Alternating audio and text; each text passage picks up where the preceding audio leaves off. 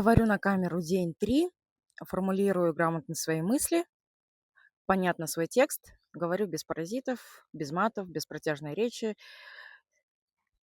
Поехали.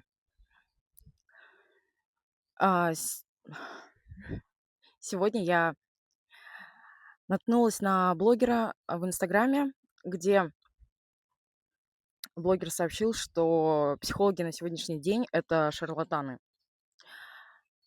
Те, кто проводит консультации уже длительное время с человеком. Ее взгляд такой, что есть запрос, нужно его проработать, и терапия закончилась.